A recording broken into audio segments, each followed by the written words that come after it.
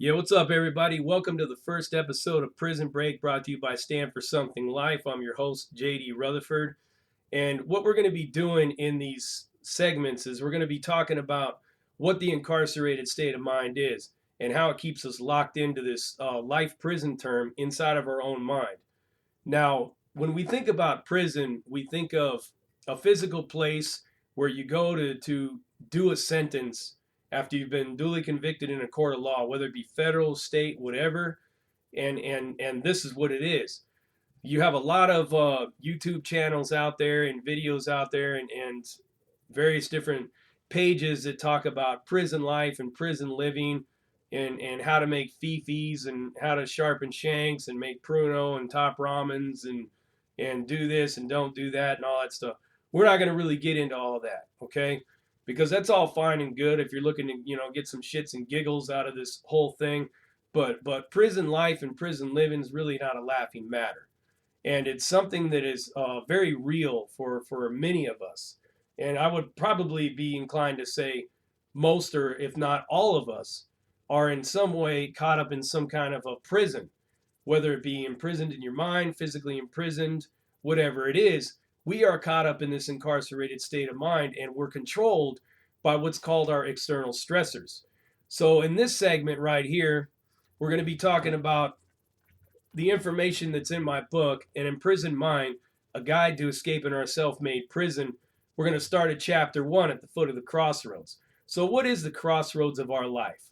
The crossroads of our life is that point of where do we go from here, right? Do I continue to go down this destructive path that will lead me to nothing and nowhere, or do I pave the way towards a new path of peace, prosperity, and success? For me, it was never really understood exactly what path I didn't even know that a crossroads existed, right? I had been caught up in this destructive life cycle since my earliest memory. We can go all the way back to the first grade. I didn't do very well in school, and I had a very mean teacher in the first grade. And now remember that a lot of political correctness and a lot of the stuff that we see nowadays was non-existent back in the 1980s. So I had a teacher that was pretty abusive, called me an idiot, said I was too slow, too dumb, and too small to really accomplish anything. And if I couldn't even spell my own last name, how was I ever going to be successful in life? And this is what I was told. I was called a retard as well, and we know that that word is not really acceptable in today's vocabulary, but back then it was commonly used, and it was used against me on many occasions.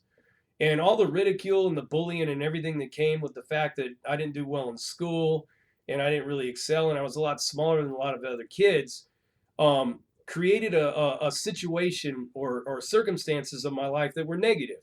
So this self-fulfilling prophecy was developed by these external stressors and the departure from rational thought that you're going to learn a lot more about later on in these segments. All right, so for me to be at the foot of the crossroads, I had to first understand that a change needed to happen. Now, this is the first step towards anybody's growth, no matter what it is and what it entails, is you have to be willing to understand that you stand at these crossroads, and these crossroads continue to go on and on the further you go. There's no just one long road, and you have to wait 6 or 7 blocks to get to the next crossroad. They're all the way through, every step of the way. You could look at it like we're walking down a big old giant cross, and every time we go it just gets larger and larger, going in any which 4 directions. So where do we go?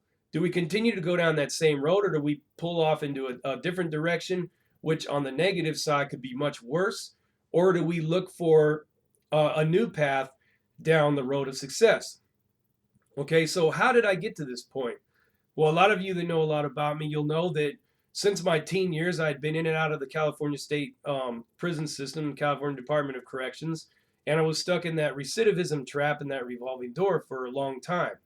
I never believed that I could break free from this. I was caught up in the gangs and the drugs, in the crime and self-destruction, and I never really had an understanding of why I was doing these things or why I was engaging in this behavior. So I just continued to engage in it for years. And going into my teen years from 12 to 13, I started to become very destructive and very rebellious. I started to rebel against anything and everything that was associated with law and order or establishment or whatever it was. I saw all those factors and forces as my enemies, and I met and my whole purpose was to destroy him by any means necessary.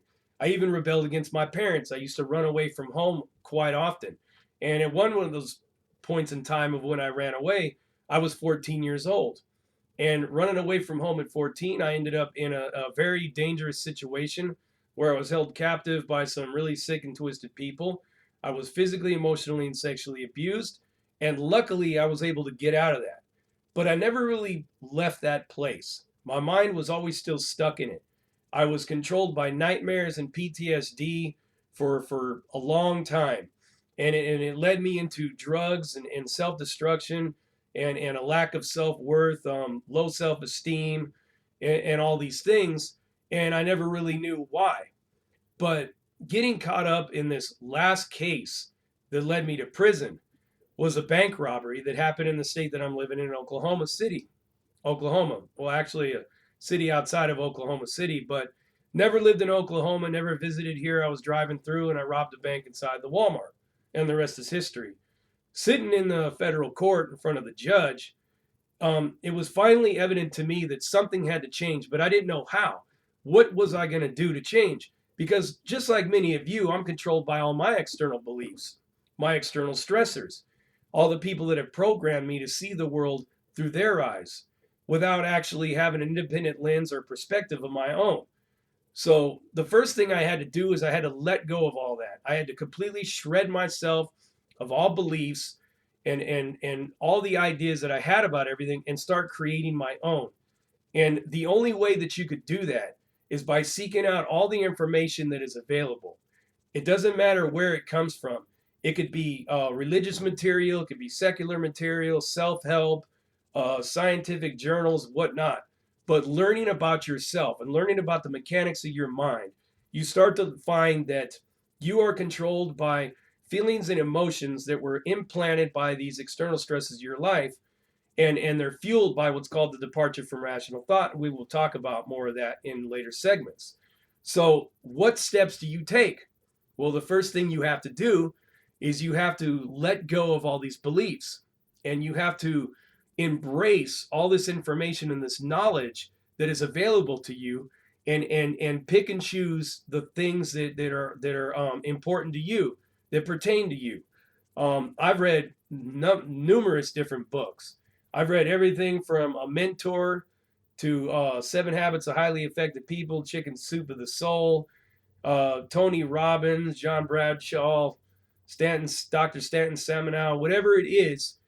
I'm finding little bits and pieces of information. I've even read old esoteric books, occult books, various different commentaries in Jewish literature and the Kabbalah and Sufism, meditation, yoga. All these things help you to reclaim your individuality and your independence from all these external stressors. This groupthink mentality, the hive mind or herd mentality that basically controls us and programs us to see the world in a certain way. So I'm going to go ahead and end this on that breaking free from prison and paroling your mind from that incarcerated state of existence starts with you seeking out all the information that is out there. And that's what worked for me. And that's what put me on this path to success and prosperity big time, outside and far away from all that other shit and all that other nonsense that I was involved in. I mean, I don't ever have any thoughts of returning to crime. Anytime the shit hits the fan, I don't start breaking down and looking to get high and all this other stuff like a lot of people do. I have developed a strong ability to cope in these situations. I get tested all the time. And I'm going to give you one little tip before I end. Stop stuffing all your emotions and all your feelings. Let that shit out. Because it's not about becoming Mr. Spock where you have no feelings and emotions, but it's about basically controlling your feelings and emotions in a more positive way by not allowing other people to make you feel any kind of way, because in reality, nobody can make you feel any way. It's your choice that allows that. If I choose to let circumstances and situations make me feel a certain way, well, then I'm allowing people to control me. But you ultimately have the choice to allow that to happen or not. And by understanding this information and everything that's outlined in this book, and I would urge you to pick up a copy of it, because the information in there, it comes from a guy that's, I mean, I'm not Harvard educated. I don't have a PhD and nothing like that, but really, does that even really matter?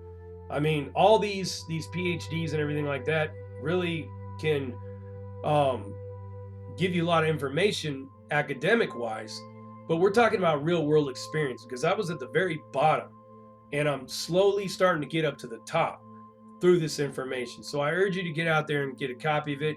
You can also follow me on Twitter at JD Rutherford, Instagram author JD Rutherford, Facebook JD Rutherford, and you can also get more information on www.standforsomething.life and break free. That's all I'm asking you to do. Prison Break requires that you take that first step towards reclaiming your individuality. Let's take that first big step, and I'll see you in the next segment.